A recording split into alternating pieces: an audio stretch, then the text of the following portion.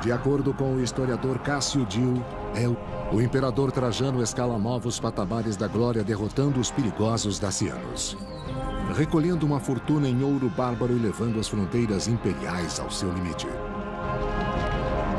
É o ápice do império.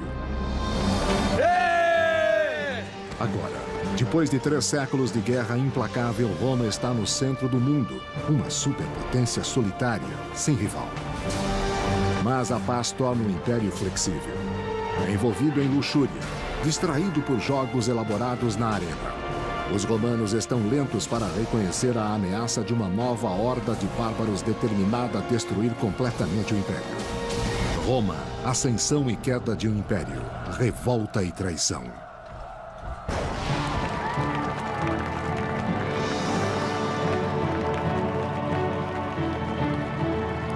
Nos 200 anos seguintes à morte de Júlio César, o império floresce.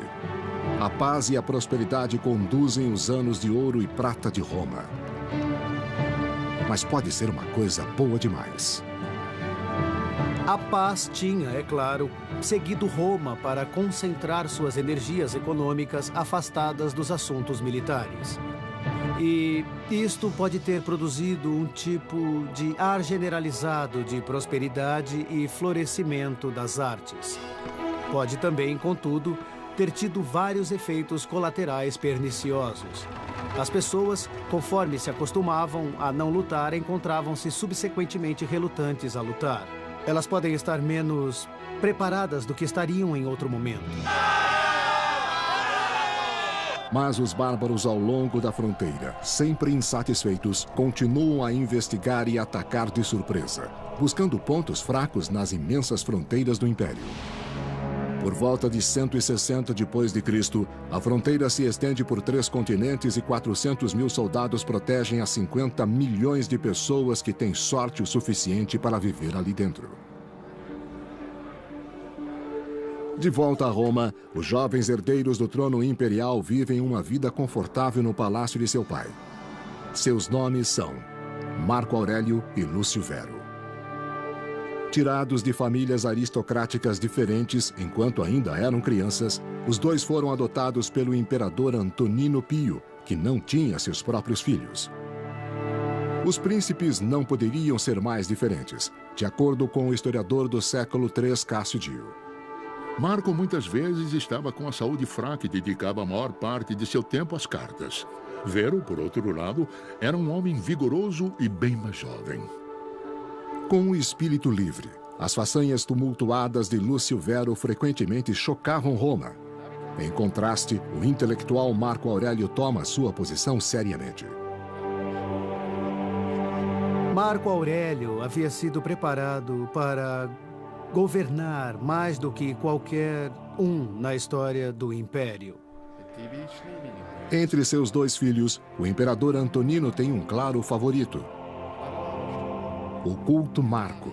Para ele, Antonino dá seu bem mais precioso, sua filha Faustina, fazendo de Marco o herdeiro principal.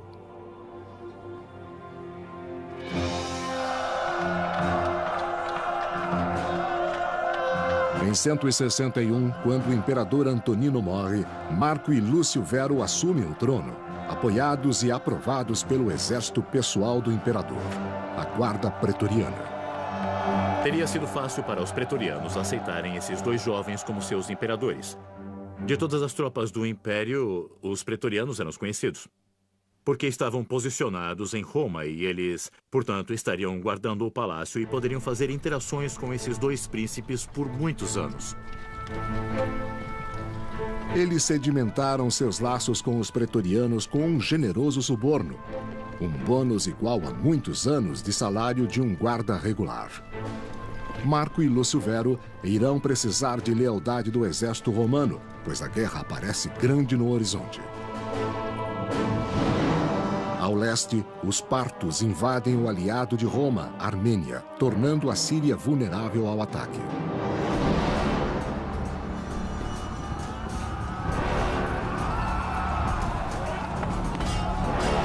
O historiador clássico Cássio Dio escreveu que o general Parto cercou os romanos por todos os lados, atacando-os e destruindo toda a sua força, líderes e tudo mais.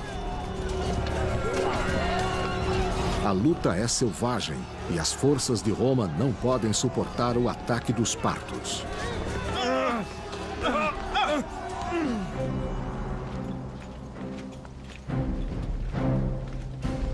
Em 162, Roma não tem escolha a não ser mandar suas tropas para a guerra. Pela primeira vez em 2 gerações, o imperador assume o comando, Lúcio Vero. Seu irmão, Marco Aurélio, permanece em Roma.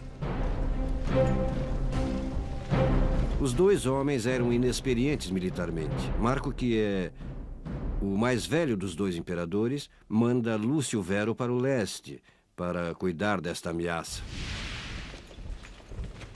Lúcio Vero marcha de Roma para um confortável quartel-general na Antioquia, distante da frente de combate. Ele está constantemente em comunicação, ou pelo menos sua burocracia está em constante comunicação com os líderes no fronte. Mas, principalmente, isso é uma liderança ausente. E funcionou. Funcionou enquanto se tinha bons líderes no fronte. Síria, 162 d.C. Felizmente, no fronte, Vero tem um dos melhores líderes de sua geração, Ávido Cássio, o comandante das legiões da Síria. Ávido tem sido há muito tempo um jogador na política imperial, mas a guerra prova seu verdadeiro talento. Ele era um general bem experiente. Ele mesmo era sírio e tinha ligações com a nobreza do leste. Vero só ficou na Antioquia festejando, enquanto Ávido havia colocado a campanha toda no chão.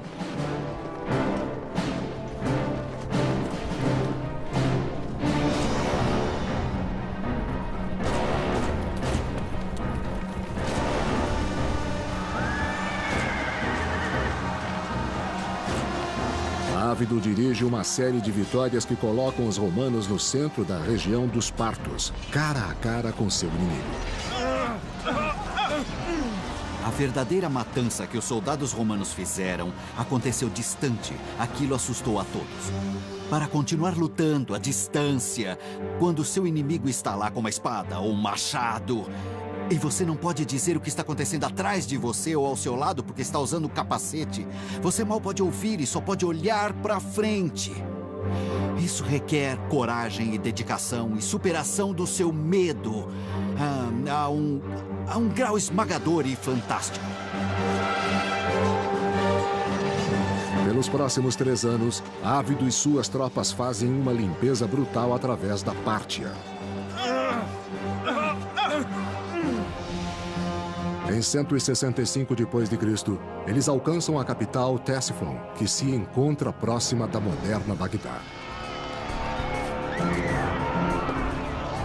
Os romanos cruelmente devastam a antiga cidade. O historiador clássico Cassiodio escreveu: Quando o rei Parto foi abandonado por seus aliados, Ávido o perseguiu até Ctesifon e destruiu completamente seu palácio. O saque foge do controle. Enquanto saqueiam os templos dos deuses locais, os soldados roubam vasos sagrados e outros tesouros. É uma abominação violar templos. A punição divina para o crime chega rápida e furiosa.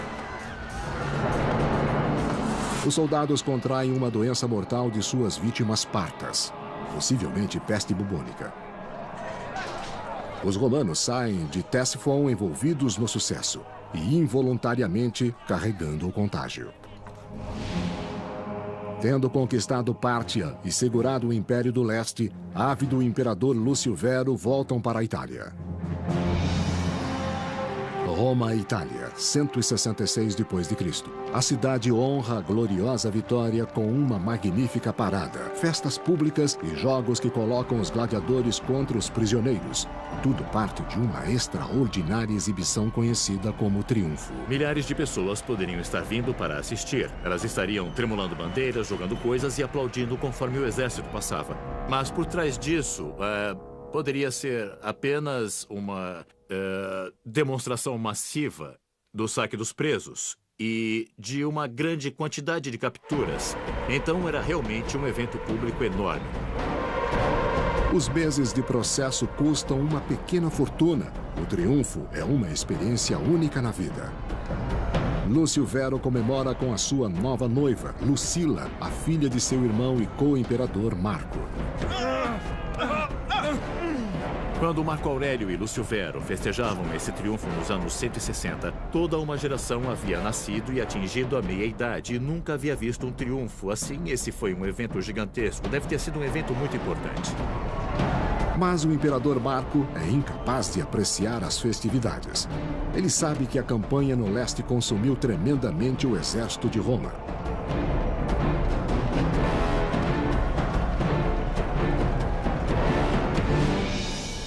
E no mesmo momento que Roma festeja, os bárbaros selvagens preparam-se para atacar as reduzidas defesas na fronteira do norte do Império.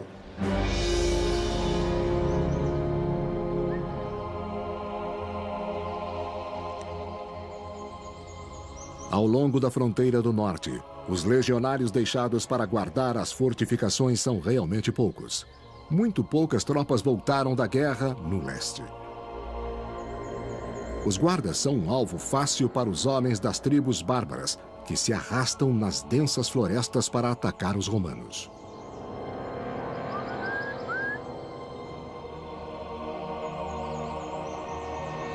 As habilidades de luta dos germânicos no século II cresceram astronomicamente comparadas ao encontro inicial entre germânicos e romanos que aconteceu no século II a.C. E essas eram tribos que poderiam pôr em campo inimigos muito grandes para começar. Já por volta do século II, eles eram realmente formidáveis.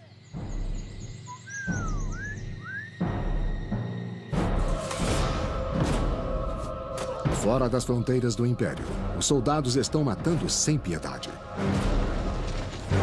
As florestas escuras da Germânia se tornam suas tumbas.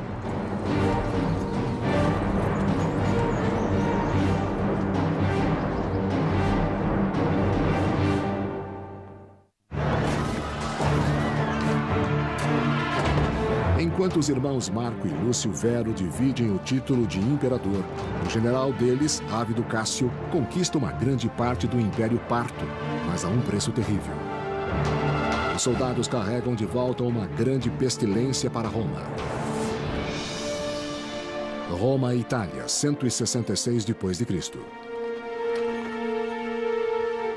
A guerra parta do irmão adotivo de Marco, Lúcio Vero, parece ser a responsável por trazer de volta algum tipo de praga para a bacia do Mediterrâneo que conduz simplesmente a uma devastação incalculável da população do Império.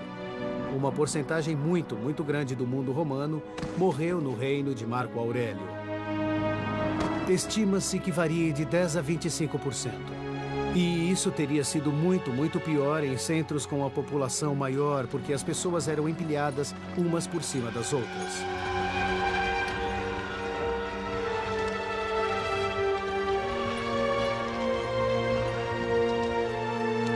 Os charlatães se aproveitam dos medos das pessoas, vendendo amuletos de ervas falsos para afastar a doença. Eles dizem que a praga é a vingança dos deuses por terem atacado os templos partos. O imperador Marco deve reparar seu pecado com um sacrifício. A única resposta racional para um imperador romano diante de um desastre natural gigante como uma praga era tentar restabelecer a paz com os deuses, aumentando os sacrifícios, aumentando as manifestações públicas de devoção aos deuses. Porque, no caso de um desastre natural, o imperador tinha a responsabilidade de preservar todas as pessoas, retribuindo aos céus a benevolência dos deuses. Apesar dos 7 dias de sacrifício, os deuses ainda estão famintos. A quantidade de mortos continua a aumentar, especialmente entre as tropas nos acampamentos do exército. Muitos soldados experientes se perderam e um grande número da população civil, por isso era difícil repercutir rapidamente.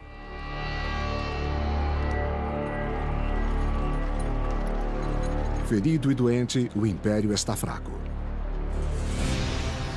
É o ataque do inimigo para matar. Em 167, 6.000 bárbaros germânicos cruzam o rio Danúbio e irrompem na província romana de Panônia. As províncias desprotegidas são devastadas à vontade. pilhando vilas e levando centenas de reféns. Alguns bárbaros até mesmo exigiram a terra. Nós não sabemos se eles só estavam atacando ou se queriam migrar. Muitas tribos viam as vantagens da civilização romana e queriam ter uma parte dessa ação. Então os ataques se tornaram frequentes. E é difícil para Marco mobilizar as tropas para mantê-los afastados. Por muitos dias agonizantes, os bárbaros atacaram a indefesa Panônia. As legiões romanas estão distantes demais, espalhadas pela vasta fronteira. Quando os legionários finalmente chegaram, a crueldade dos germânicos quase os esmagou. Eu suspeito que muitos deles haviam feito uma imitação do estilo, ou mesmo tomado o equipamento romano. E então acho que o exército germânico da época de Marco Aurélio teria apresentado uma aparência falsa formidável. Conforme a primeira onda hesitou, mais tropas romanas chegaram de outros pontos da fronteira. Sua tempestiva cavalaria atacou juntamente com as forças da nova infantaria os bárbaros para se retirar.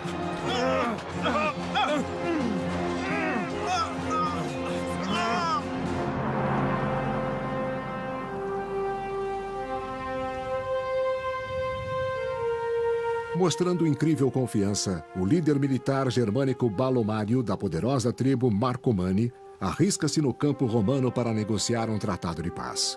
Surpreendentemente, ele representa não apenas seu próprio povo, mas 10 outras tribos também.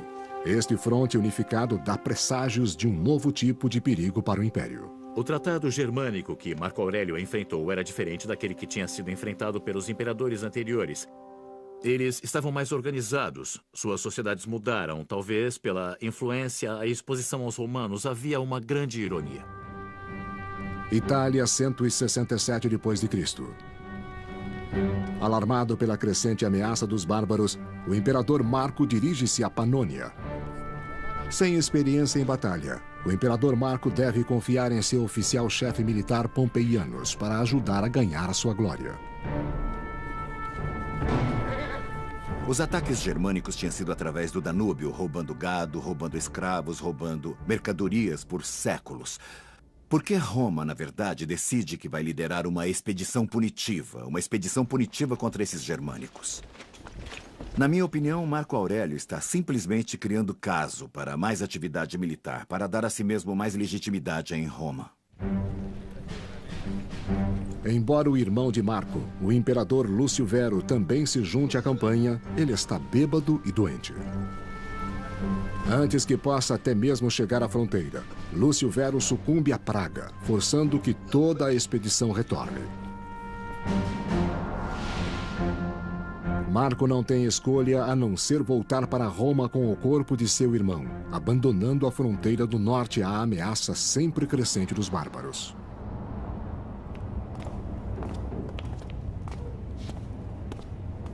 Ele retorna para a corte enfrentando sua própria crise. As muitas guerras do Império esgotaram o tesouro real. Não restou nada para financiar uma nova expedição contra os germânicos. Muitos oficiais eram ricos o bastante para que, se faltasse um pagamento, não faria muita diferença. Mas um soldado que estava basicamente vivendo com o essencial e completando essa existência, reunindo prêmios da conquista, essas coisas começaram a importar. Não podendo pagar seus soldados, Marco recorre a medidas extremas, de acordo com a história augusta. Marco realizou uma venda pública de sua própria mobília imperial. Ele vendeu taças de ouro e cristal e até mesmo as togas de seda de sua esposa, bordadas em ouro. É como se a família real na Inglaterra ficasse sem dinheiro e tivesse que penhorar as joias da coroa ou algo assim para conseguir levantar dinheiro. Eu chamo isso de esquema de relações públicas, porque você não poderia levantar dinheiro suficiente para administrar uma guerra vendendo seu segundo ou terceiro aparelho de jantar, que é mais ou menos o que o imperador fez. Mas ele fez uma tentativa de mostrar que até mesmo o imperador ia fazer um sacrifício pessoal em favor do bem comum. O tipo de sacrifício que os americanos uma vez fizeram comprando obrigações na Segunda Guerra.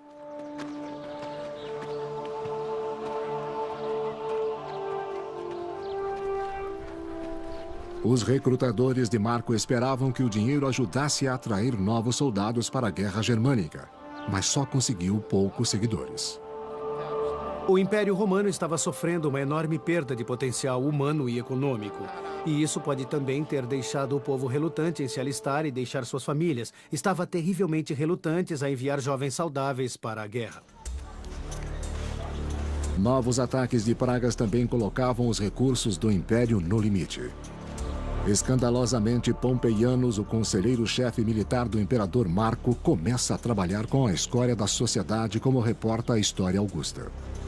Eles armaram gladiadores e transformaram os bandidos da Dalmácia em soldados. Eles até treinaram escravos para o serviço militar. Pompeianus está consternado pela qualidade dos recrutas. Mas antes que ele possa preparar este exército de ralé, o desastre ataca a fronteira do Império. Em 169, multidões de grupos de guerreiros germânicos atacam as províncias de Roma no Danúbio.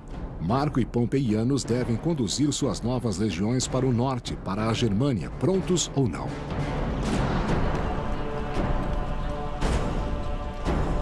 Lutando no território dos bárbaros, o inexperiente exército romano está claramente superior.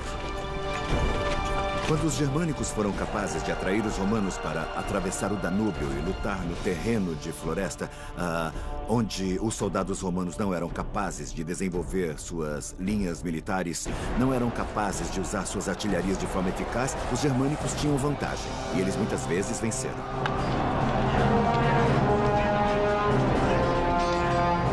Na primavera de 170, as maiores tribos germânicas, Marcomanni e Quadi, colocaram-se em posição de luta contra os romanos e os derrotaram.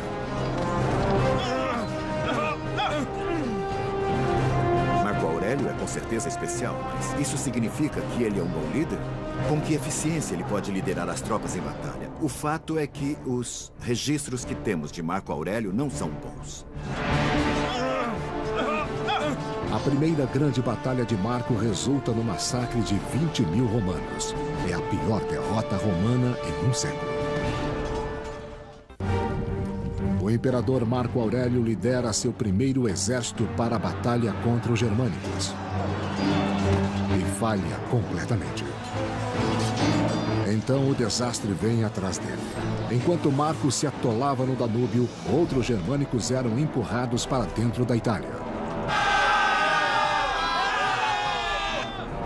Em 170 d.C., eles se apoderam da rica cidade portuária de Aquileia, próxima da moderna Veneza, e a devastaram completamente. É a primeira vez em 3 séculos que os bárbaros atacam o interior italiano.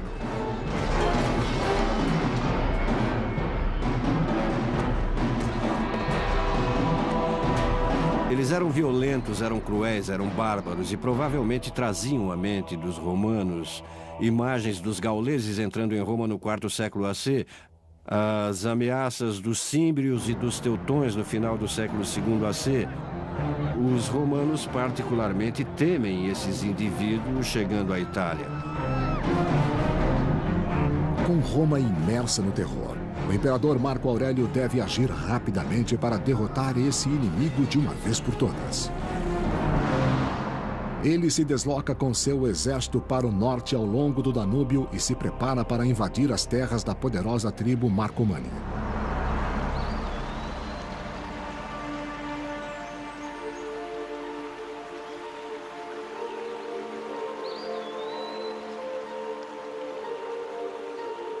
As verdes florestas frias do norte são desconhecidas do imperador romano.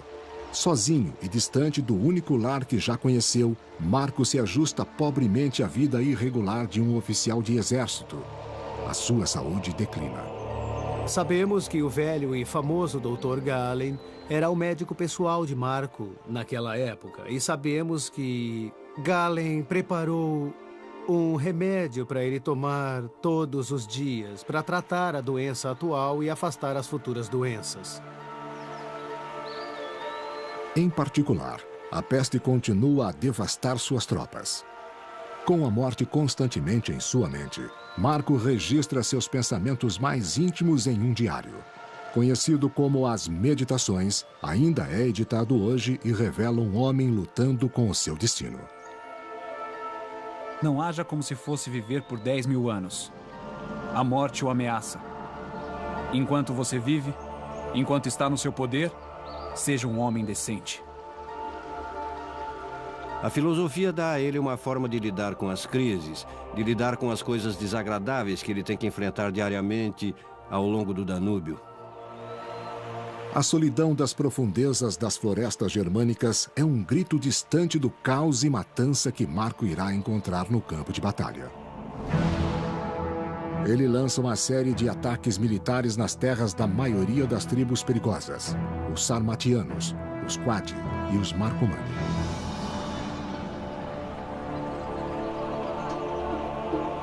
Os bárbaros haviam derrotado Marco antes e permanecem confiantes quando preparam o acampamento ao longo do rio. Mas Marco está aprendendo com seu inimigo. Ele abandona a linha de formação romana estabelecida a favor de unidades menores e mais ágeis chamadas vexillatus. Isso dá ao seu exército maior flexibilidade quando manobram através das árvores. Era uma guerra nova, era uma guerra diferente. E era uma guerra que era muito diferente para alguns desses veteranos que apenas lutaram contra os partos, em linhas muito simples e usando táticas convencionais no Oriente Médio. Essa era uma guerra onde emboscadas serão normais. Quando os bárbaros finalmente suspeitam, os romanos atacam.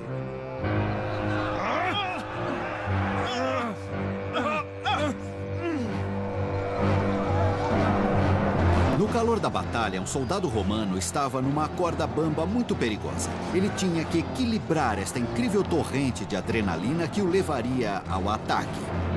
Ele tinha que ficar calmo, mesmo que seus hormônios estivessem dominando-o. Ele tinha que se afastar do pânico natural que afeta qualquer um quando se vai estar a apenas meio metro de distância em uma zona de matança que é tão perigosa para você como para o seu inimigo.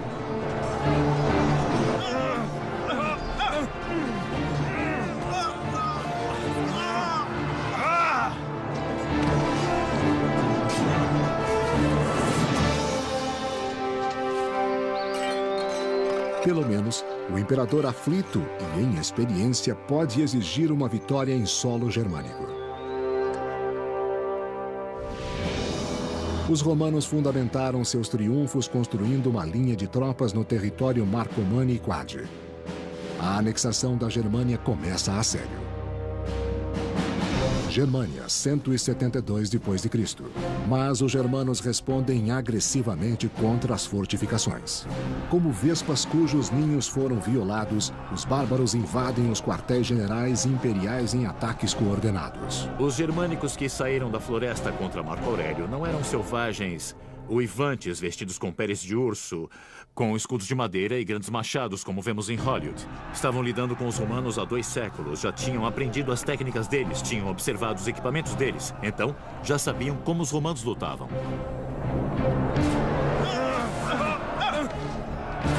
Se eles abrissem uma fresta na fortaleza, os romanos sabiam que eles iriam destruir a todos ali dentro. Dentro da fortaleza, Marco Aurélio move-se entre seus homens, restaurando seus espíritos e expondo-se ao perigo. Ele pode ter sentido algum tipo de responsabilidade pessoal que nós aprovaríamos completamente. Se ele ia mandar homens para a morte em uma guerra, ele de fato deveria estar presente, se interessar para orientar essas campanhas.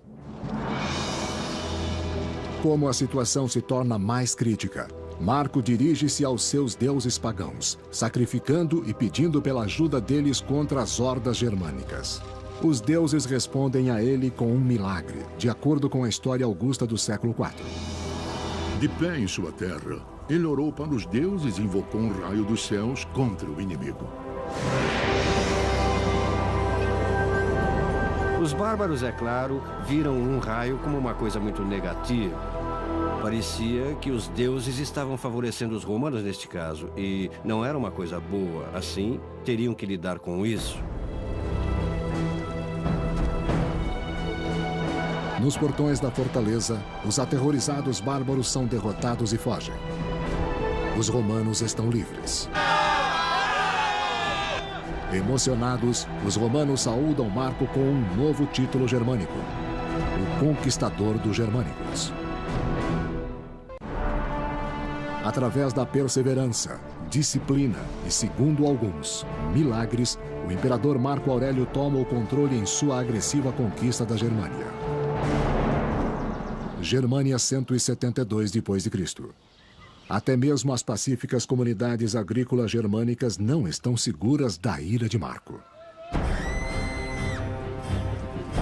Os romanos provam a sua supremacia com a ponta de suas espadas.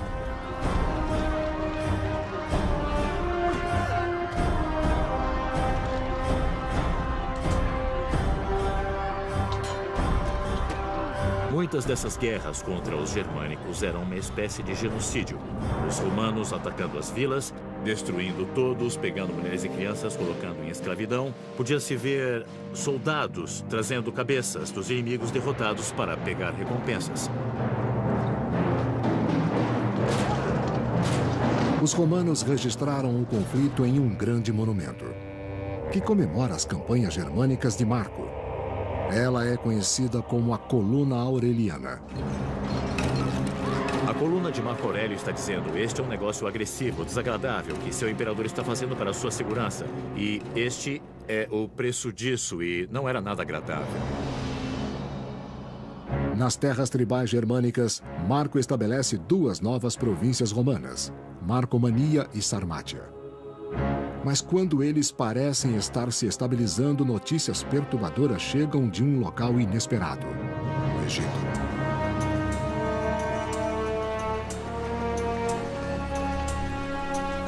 O Egito era um dos territórios mais importantes do Império Romano porque era muito rico. Então, havia algum tipo de temor de que, se alguém controlasse o Egito, pudesse ameaçar todo o Império.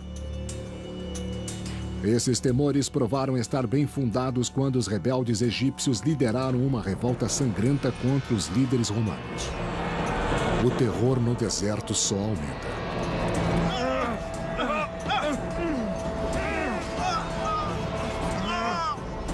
Com certeza foi uma coisa preocupante. Você tem que responder a isso prontamente. O Egito era um enorme fornecedor de grãos para Roma. Assim, quem controlasse o Egito controlaria o suprimento de comida para a plebe e a população na cidade de Roma. E também, obviamente, haveria uma pressão para que o imperador fizesse alguma coisa sobre isso. Em 174, Marco envia ordens para a Síria, onde ele tem 3 legiões estacionadas. Ele as direciona para Alexandria, Egito. Encabeçando o exército de punição está um dos mais antigos e mais confiáveis amigos de Marco, Ávido Cássio.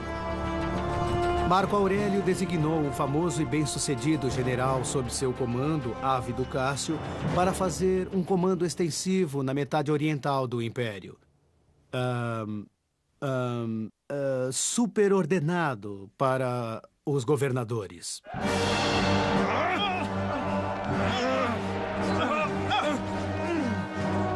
O herói da campanha parta não desaponta.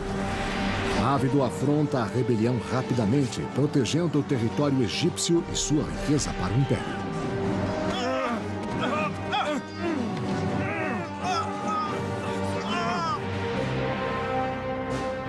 Mas ao longo da fronteira norte do Império na Germânia, o inimigo é muito mais evasivo. A campanha germânica parece seguir sem fim. Quero dizer, ele está fazendo progresso, mas quando você faz recuar uma tribo, uma outra pode aparecer a 80 quilômetros rio acima, e você tem que lidar com isso. Por 7 anos, Marco combateu os bárbaros nas densas florestas do norte para o infeliz declínio de sua própria saúde.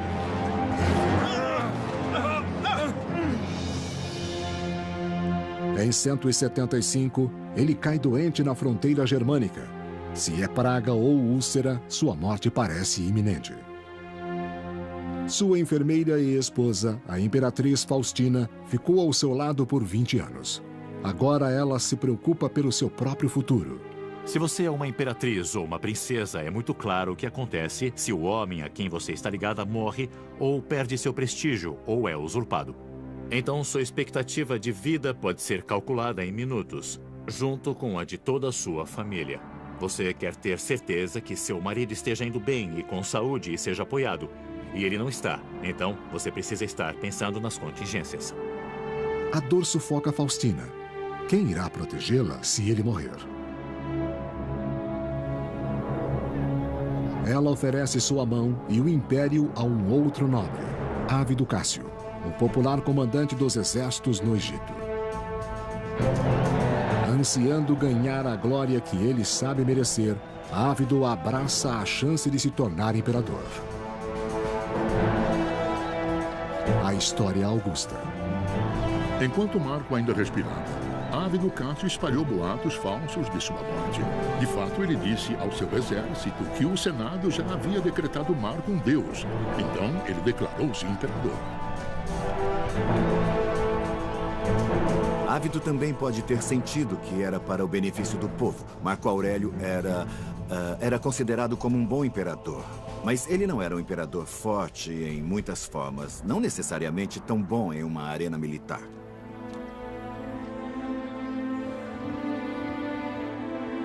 Ainda com Ávido reivindicando o trono, Marco se recupera de sua doença, colocando os dois homens em uma posição impossível. O que você faz? Você não pode dizer, olha, eu lamento por esse negócio de reivindicar o trono, foi um pouco de engano da minha parte, o sangue subiu na cabeça, podemos continuar. Uma vez reivindicado, você havia declarado sua intenção de ser imperador, então você sempre seria suspeito de agora em diante. Isso estava ameaçando Marco Aurélio por uma série de razões. Ávido Cássio era um grande comandante militar a cargo de um significante número de tropas. E agora ele pretende levar essas tropas para Roma e afirmar sua reivindicação. 175 depois de Cristo. Envolvido em sua campanha germânica, o imperador Marco Aurélio é traído por um amigo íntimo, Ávido Cássio. Lamentavelmente, Ávido é encorajado pela própria esposa de Marco a reivindicar o trono.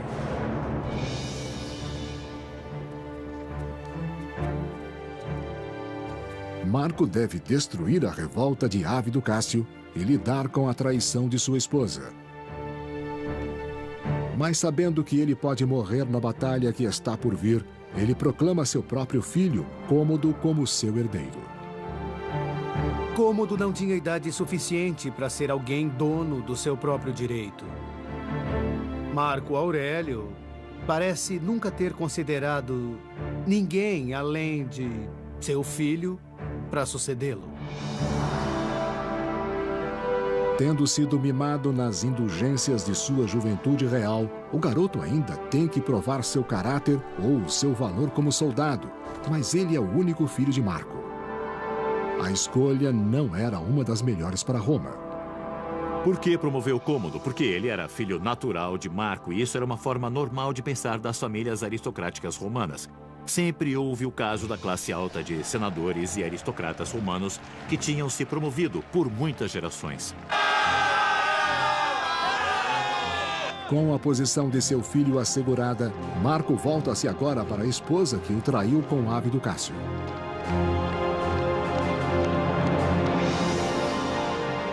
Espantosamente, ele a perdoa. Marco não puniu Faustina depois. Ele era um homem muito inteligente e, talvez, depois de uma conversa franca com ela, entendeu quais eram os motivos dela. Ele não iria de forma alguma excluí-la ou se divorciar dela ou de alguma forma desonrá-la.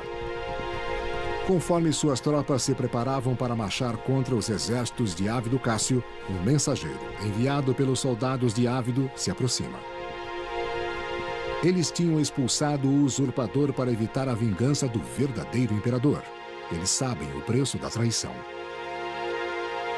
O curso usual de ação seria uma série de denúncias, interrogações, torturas, exílios, execuções, suicídios forçados.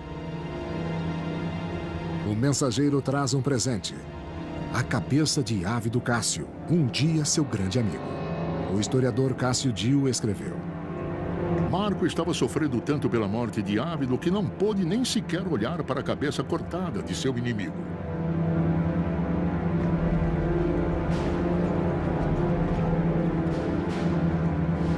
A rebelião está encerrada e Marco pode voltar novamente ao grande projeto de sua vida: conquistar os bárbaros germânicos de uma vez por todas. A rebelião interrompe sua campanha. Ele tem que desviar recursos, desviar tropas, transferir dinheiro e isso causa uma interrupção em seus planos. Os bárbaros levam vantagem com essas distrações. Em 178, Marco envia tropas para enfrentar um violento bando de rebeldes no rio Danúbio. A selvageria só havia aumentado. Era tão sufocante encarar esses bárbaros. Mais altos, falando mais alto. Fedendo, de aparência diferente, que... às vezes eles tinham que beber antes de entrar em batalha para acalmar seus nervos. Marco deve dominar este inimigo ou os seus anos de trabalho duro na fronteira não valerão nada.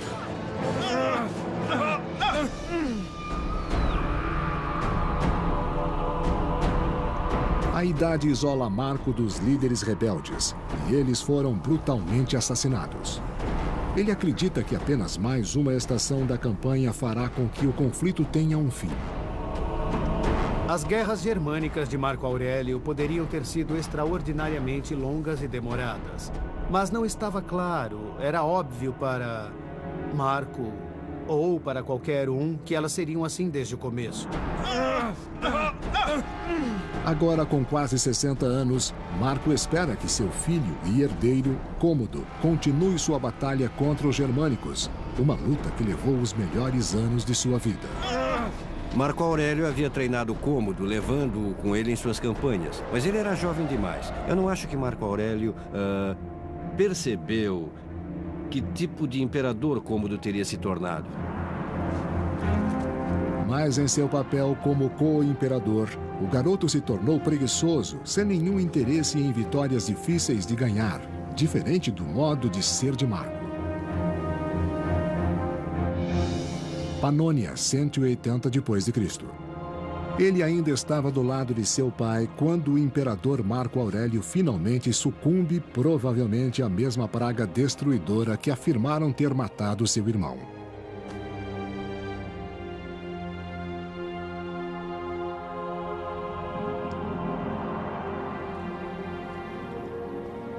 Com apenas 19 anos, Cômodo não tem paciência para a guerra e deseja boa vida em Roma. Ele não tem a liderança ou a visão que seu pai tinha, e ele muitas vezes traz de volta as campanhas ao longo do Danúbio. A longo prazo, esta é uma coisa muito negativa para Roma. Com fracos tratados e reduzidas guarnições, o novo imperador, Cômodo, abandona a Germânia desperdiçando 13 anos de luta e derramamento de sangue para retornar ao conforto de Roma. Ele não tem a liderança. Sem a vigilância do imperador Marco Aurélio, o grande império romano luta uma batalha perdida contra a multidão bárbara.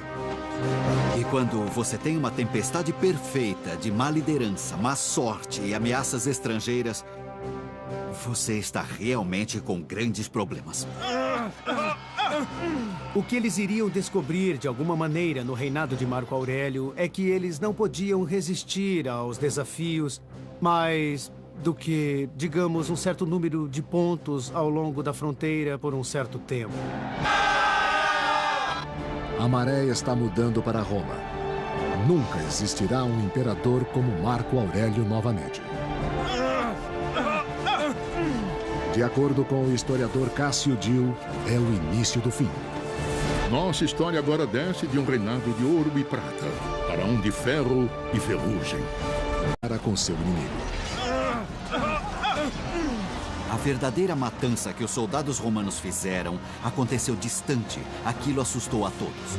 Para continuar lutando à distância, quando seu inimigo está lá com uma espada ou um machado, E você não pode dizer o que está acontecendo atrás de você ou ao seu lado porque está usando o capacete. Você mal pode ouvir e só pode olhar para frente. Isso requer coragem e dedicação e superação do seu medo a um grau esmagador e fantástico. Pelos próximos 3 anos, Ávido e suas tropas fazem uma limpeza brutal através da Pártia. Em 165 d.C., eles alcançam a capital Ctesifon, que se encontra próxima da moderna Bagdá. Os romanos cruelmente devastam a antiga cidade. O historiador clássico Cássio Dio escreveu: Quando o rei Parto foi abandonado por seus aliados, Ávido o perseguiu até Ctesifon e destruiu completamente seu palácio. O saque foge do controle. Enquanto saqueiam os templos dos deuses locais, os soldados roubam vasos sagrados e outros tesouros. É uma abominação violar templos. A punição divina para o crime chega rápida e furiosa. Os soldados contraem uma doença mortal de suas vítimas partas, possivelmente peste bubônica. Os romanos saem de Ctesifon envolvidos no sucesso. Estariam em outro momento. Mas os bárbaros ao longo da fronteira, sempre insatisfeitos, continuam a investigar e atacar de surpresa, buscando pontos fracos nas imensas fronteiras do Império. Por volta de 160 d.C., a fronteira se estende por 3 continentes e 400 mil soldados protegem as 50 milhões de pessoas que têm sorte o suficiente para viver ali dentro. De volta a Roma, os jovens herdeiros do trono imperial vivem uma vida confortável no palácio de seu pai. Seus nomes são Marco Aurélio e Lúcio Vero. Tirados de famílias aristocráticas diferentes enquanto ainda eram crianças, os dois foram adotados pelo imperador Antonino Pio, que não tinha seus próprios filhos. Os príncipes não poderiam ser mais diferentes, de acordo com o historiador do século III, Cássio Dio. Marco muitas vezes estava com a saúde fraca e dedicava a maior parte de seu tempo às cartas. Vero, por outro lado, era um homem vigoroso e bem mais jovem. Com o espírito livre, as façanhas tumultuadas de Lúcio Vero frequentemente chocavam Roma. Em contraste, o intelectual Marco Aurélio toma sua posição seriamente. Marco Aurélio havia sido preparado para governar mais do que qualquer um na história do Império. Entre seus 2 filhos, o imperador Antonino tem um claro favorito: o culto Marco. Para ele, Antonino dá seu bem mais precioso, sua filha Faustina. De acordo com o historiador Cássio Dio, o imperador Trajano escala novos patamares da glória derrotando os perigosos dacianos, recolhendo uma fortuna em ouro bárbaro e levando as fronteiras imperiais ao seu limite.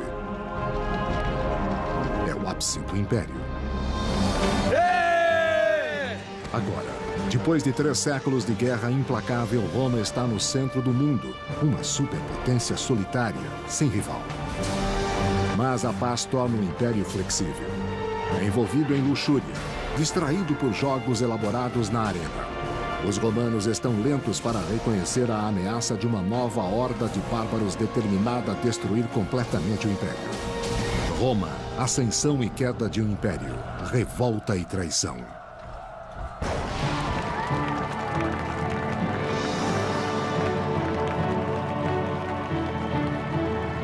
Nos 200 anos seguintes à morte de Júlio César, o Império floresce.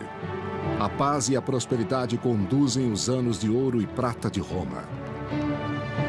Mas pode ser uma coisa boa demais. A paz tinha, é claro, seguido Roma para concentrar suas energias econômicas afastadas dos assuntos militares. E isto pode ter produzido um tipo de ar generalizado de prosperidade e florescimento das artes. Pode também, contudo, ter tido vários efeitos colaterais perniciosos. As pessoas, conforme se acostumavam a não lutar, encontravam-se subsequentemente relutantes a lutar. Elas podem estar menos preparadas do que está... Roma não tem escolha a não ser mandar suas tropas para a guerra. Pela primeira vez em 2 gerações, o imperador assume o comando, Lúcio Vero.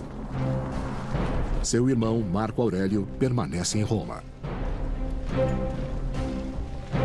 Os 2 homens eram inexperientes militarmente. Marco, que é o mais velho dos 2 imperadores, manda Lúcio Vero para o leste, para cuidar desta ameaça.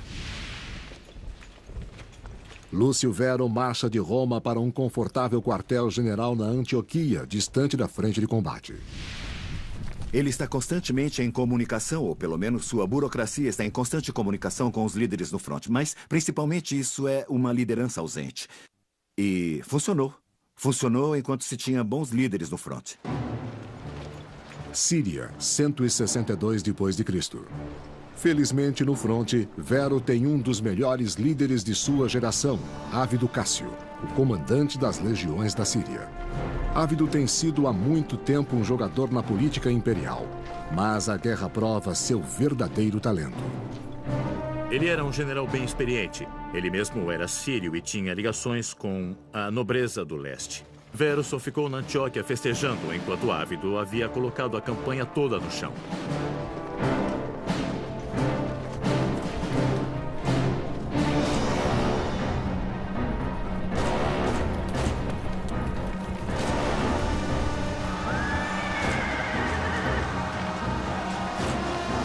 Ávido dirige uma série de vitórias que colocam os romanos no centro da região dos Partos, cara a cara, sendo de Marco o herdeiro principal.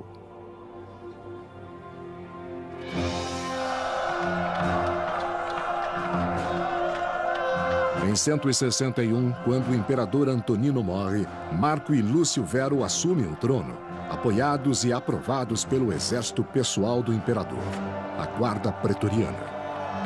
Teria sido fácil para os pretorianos aceitarem esses 2 jovens como seus imperadores. De todas as tropas do Império, os pretorianos eram os conhecidos, porque estavam posicionados em Roma e eles, portanto, estariam guardando o palácio e poderiam fazer interações com esses 2 príncipes por muitos anos. Eles sedimentaram seus laços com os pretorianos com um generoso suborno, um bônus igual a muitos anos de salário de um guarda regular. Marco e Lúcio Vero irão precisar de lealdade do exército romano, pois a guerra aparece grande no horizonte. Ao leste, os partos invadem o aliado de Roma, Armênia, tornando a Síria vulnerável ao ataque.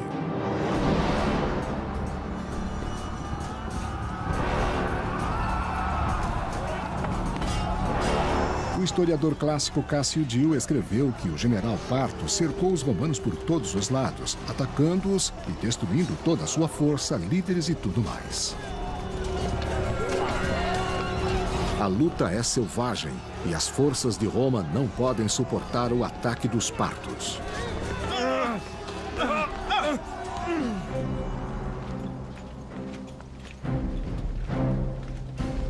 Em 162, Roma